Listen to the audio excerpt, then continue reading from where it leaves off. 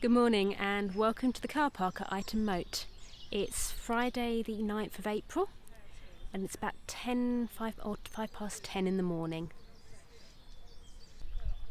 Our plan is to have a cup of coffee as always and then go on a circular walk to Wilmot Hill. It's apparently about 4 miles. We were originally intending to go on a longer circular walk to Knoll, which is somewhere between 8 and 9 miles, but despite the fact that it's a glorious sunny morning at the moment, there's rain forecast for early afternoon and we didn't want to risk getting caught in it. So shorter walk, back here for a picnic, and then if the weather's still holding fine we'll have a look around the gardens and the estate. So we'll go and grab that coffee and we'll see you soon. It's about an hour later and after a lovely leisurely sit on a bench to enjoy our coffees in the sunshine, we're actually now finally setting off on the walk, so about 10 past 11. And as I said before, the walk's 4 miles. The National Trust website reckons it takes a couple of hours. It's the circular walk to Wilmot Hill and it begins by walking up through the car park and up the entrance drive until you find a 5-bar gate and a stile. So off we go.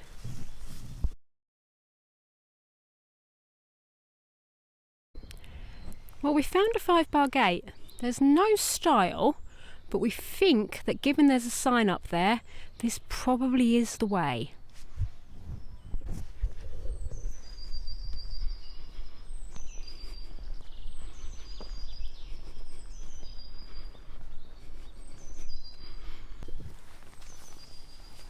And here we are early in the walk and we come across some bluebells to the side of the path.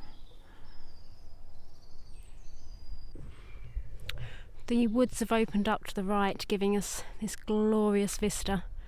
There's some oyster houses making an appearance as well. And, even better, whilst we're not going to take advantage of it, there's a bench perfectly situated to take advantage of the view. Again, there's no stile, but the path is bearing left and there is a red sign that way, so I'm going to assume this is where we turn off. We found the field, which is the next part of the walk, so we're currently thinking that they may have removed all the stiles in order to make the paths more accessible, so we'll have to keep an eye out for that. Anywhere it tells us there's a stile, there may not be. Well, this is a very popular place on the walk, as we've had to move out of the way a couple of times to let people take their own photos. But as you can see, the view is pretty good.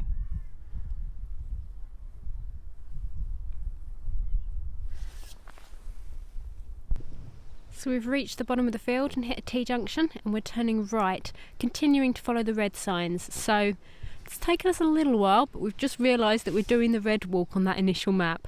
So that should bring us back to Ightham Mote and then I think we set off on a different part.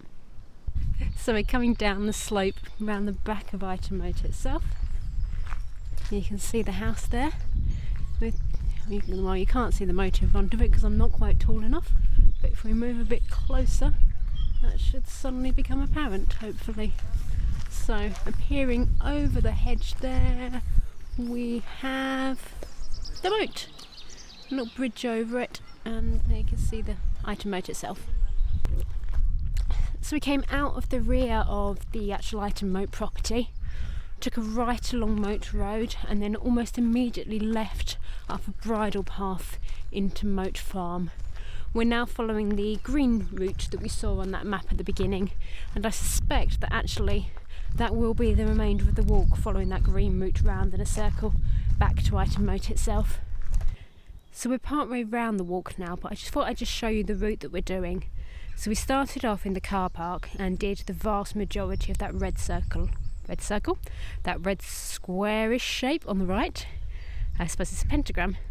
And now we're following round the green route, which will take us past Wilmot Cottage up to Wilmot Hill and then back down through the woods, past the pond and the hoppers' huts, back down to Ightham Mote. Right, after a little bit of a gentle upward stroll for a few minutes, we come to what we feel must be the top of Wilmot Hill, with some more quite spectacular views over the countryside.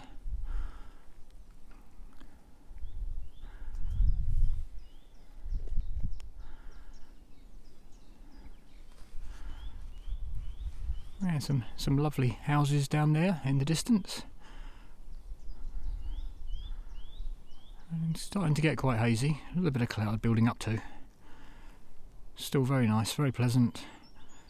Temperature's just about perfect for this sort of walk. Given that we've just found a flight of stairs, that clearly wasn't the top of the hill. More wonderful views having come up those stairs. And again, there is a conveniently well positioned bench behind where I'm standing. Someone's definitely thought this through well. And yet more uphill, so we will reach the top of Wilmot Hill eventually. Ah, there must have been a back way through. That woman and those dogs were behind us previously, but she's now definitely in front. And we found the next bench, and again a stunning view from it, so this is definitely one for doing on a nice clear day where you can see into the distance. We're very fortunate the weather's held. Clouds are beginning to get a little bit grey, so maybe there will be that rain later that was forecast, but it's just gone 12 now and still beautiful sunshine. And we're on our way back down the hill now, round the other side of it, and it's sufficiently warm that we've even resorted to taking our coats off. We've also just passed a family having a picnic in the field, so again that goes to demonstrate what a lovely day it is. I think you can see from the walk down from Wilmot Hill on the green route that on a wet day, or perhaps autumn or maybe even a winter walk, you'd have a lot of trouble walking down here. These muddy tracks have dried up and been trampled down quite a bit. But in the rain or in autumn it might be quite difficult to walk this. We've gone past where the pond was on the map, and the walk continues alongside this pretty little stream.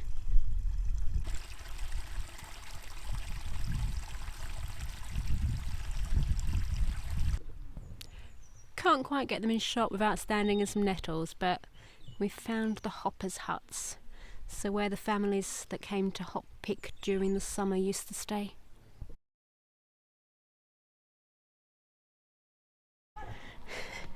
And we're back in the car park at Ightham Mote. So the walk took about 90 minutes in total, including a few bench sits and a few stops to film. So the 2 hours, it's just quite generous. But equally, I can see that you could have spent longer sitting on benches admiring the views as well. So we're back in the car at the end of the walk. The original intention had been to have a picnic and then potentially go into Ightham Mote itself, into the grounds. The picnic area is currently closed, presumably due to COVID, and the grounds and gardens are actually very busy. It is the Easter holidays, so there's lots of families here taking advantage of it. So whilst it's a beautiful day still and the rain hasn't hit yet, we think we're going to go and actually have some lunch at home, and then we'll return on a different day when the kids are back at school to have a look round the gardens. Yeah, I think that's right. It's quite sort of restrictive down by the coffee shop as well, one-way system, lots of people coming and going, just with a few benches, and the whole picnic area just roped off or fenced off. And really it's, I think it's a good idea to call it a day here anyway.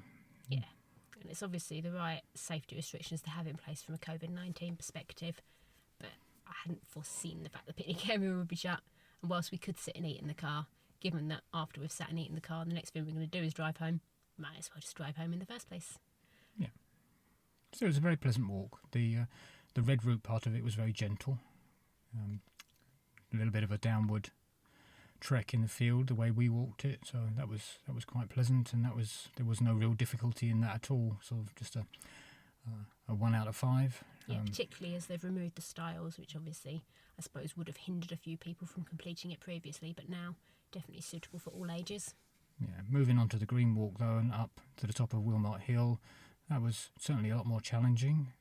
There was certain areas of steps as we were ascending up that had no sort of guardrail or anything on one side. A little bit intimidating for people who don't like heights, but you know, we took it easy, and there were passing places for people coming down with dogs, and similar going up, but it was quite steep with steps at several places, so that's sort of possibly a 2 out of 5. Yeah, and as we said, it was going to get very muddy if it's wet as well, so probably on a summer's day, a 2 out of 5. If it's sort of autumn, winter, it's going to be more challenging than that. Yeah, definitely. So that was our trip to Ightham Mote to do the estate walks. We'll be back soon with another video, but in the meantime, if you've enjoyed this video, please do give it a like and consider subscribing. Yeah, and don't forget to visit us on Instagram at Roam, Sip and Eat. Keep well, and we'll see you soon.